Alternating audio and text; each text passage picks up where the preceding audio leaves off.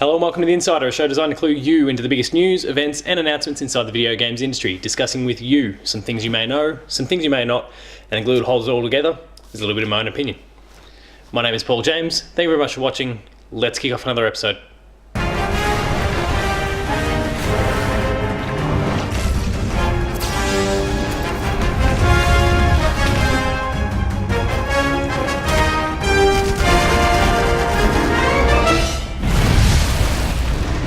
So normally The Insider is all about news, events and announcements from the video games industry. This week though, we're getting pretty close to the end of the year. Christmas is just around the corner, as is New Year. We're post PSX and we're post the Game Awards, and that just means that there's not that much news floating around, save for a few very small pieces. So in this week's episode, rather than focusing on that big piece of news, those events, those announcements, it's going to be a bit more opinion driven this week. I'm going to talk to you about the 5 games that I'm most anticipating in 2018, and maybe you should be too.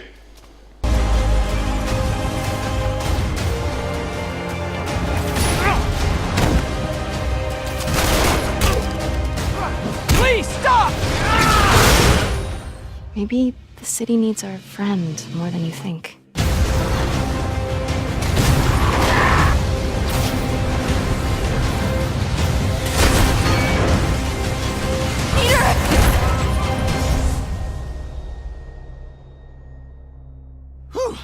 Anyone else need a breather? I'm sure I'm not the only person in the world who's suggesting that their number one most anticipated game is Red Dead Redemption 2. Well, that's mine. The game is set, it's a prequel, it's set before the original game, despite being a sequel. It may or may not have John Marston in it. That certainly doesn't seem to be the person that we're playing as. There's a lot that we don't know about the game yet. It's typical Rockstar. They put news out only when it suits them, only when it's going to have the biggest possible impact. This is Red Dead we're talking about. Red Dead Redemption 1 was one of the best games of 2010, and I have no doubt in my mind that in 2018, Red Dead Redemption 2 is going to be one of the best games of 2018 as well, so please look forward to it.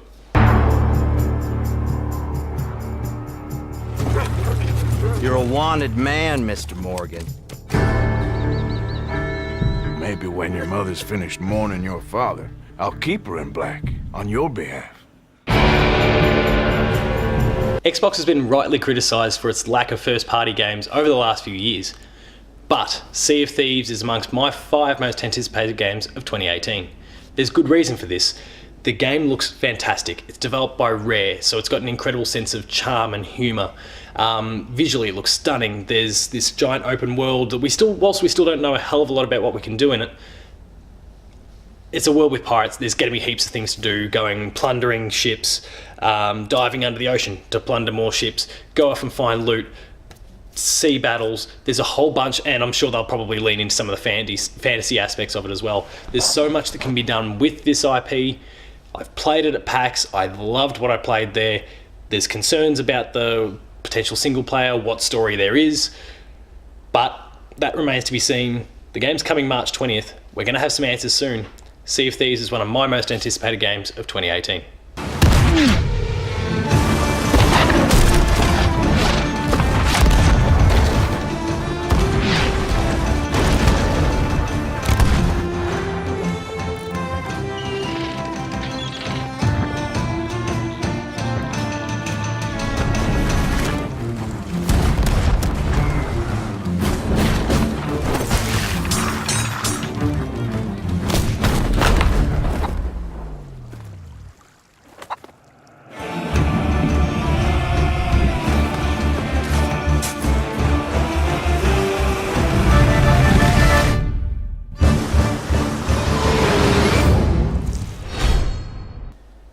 I've loved the God of War franchise up to this point, despite the fact that I was starting to get quite fatigued by it when the likes of Ascension arrived back in 2013. The God of War franchise had a great run up to this point. It did need to do some things different, and that is what we're seeing in this God of War reboot. I've spoken about it in episodes in the past, so I'm not going to rant and rave too much about it, but there's a bunch of layers that makes this game one of the most anticipated and one of the most intriguing games of the year. Anticipated because it is looking fantastic. Intriguing because of the bold new steps that the franchise is taking.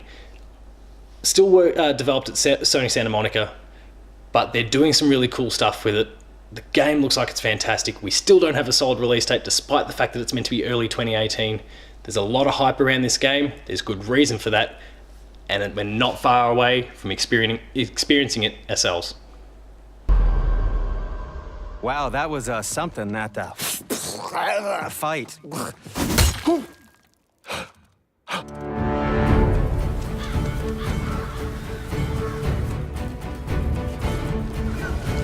On our journey, we will be attacked by all manner of creature. To be effective in combat, a warrior must not feel for his enemy. Close your heart to their desperation. Close your heart to their suffering.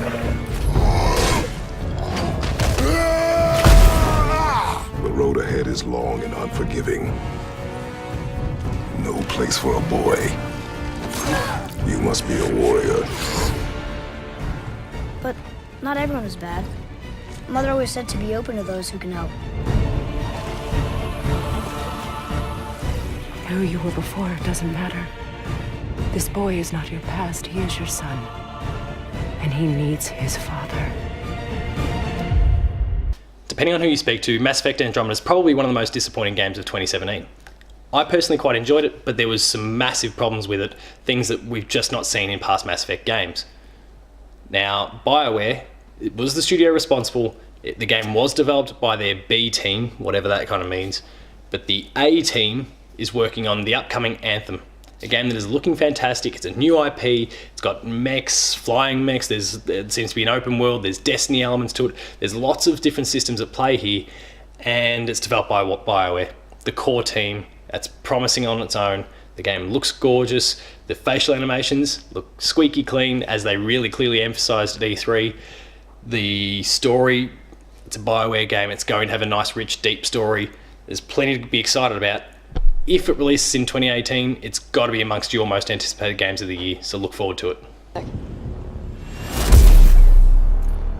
Hey guys, what's up? Hey, what's happening? Right behind you.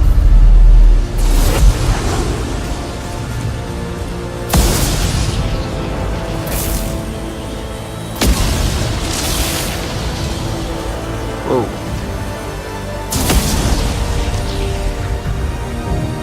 This storm is getting crazy.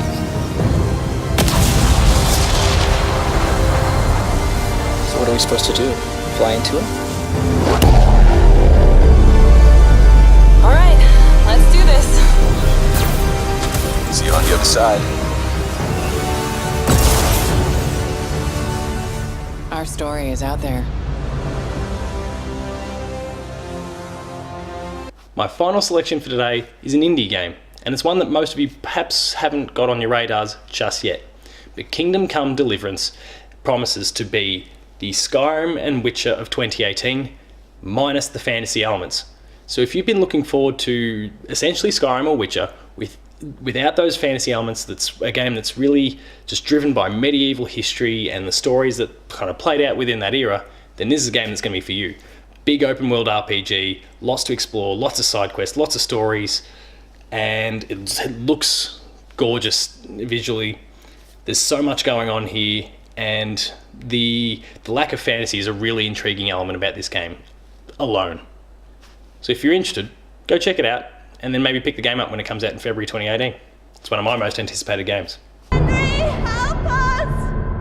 Help us, son. Don't be a coward. If Sigismund attacks, they can't hold. We have to prepare for the worst.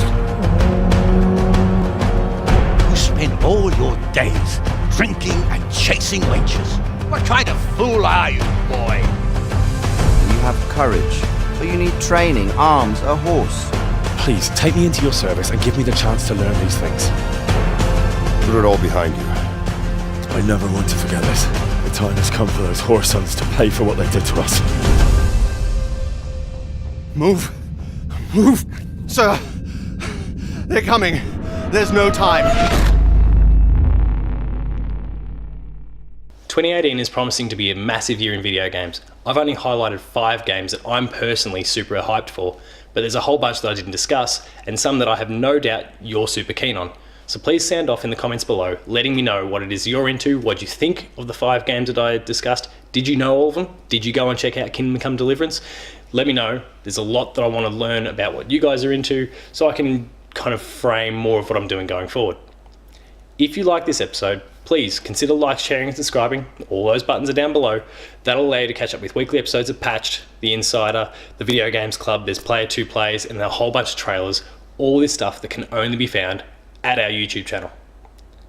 For written content, please make sure to go to player2.net.au where you can catch up with written previews, reviews, there's features, opinion pieces, there's news, there's a whole bunch of stuff driven and written by some of the best talent in Australia, so please go and check it out. In the meantime, if you want to catch up with some more ongoing rolling updates, please make sure to catch up with me at PaulJamesP2 on Twitter, the website, Player2AU on Twitter. And in closing, I want to say thank you to you, the viewers and listeners, who have supported this show over the course of the year. Numbers have been going up week on week for Patched, the Video Games Club, and The Insider. It's been fantastic. I'm very, very thankful for that. In terms of little updates, this will be the last episode of all 3 of those shows until about midway through January. I'm disappearing on my honeymoon for a little while, and I need a little bit of downtime to kind of get some R&R and rest. I also won't be recording any episodes while I'm away. Once I come back, we'll be getting into normal proceedings, kicking off with The Insider, and then followed up by Patched and the Games Club. So please look forward to it all then.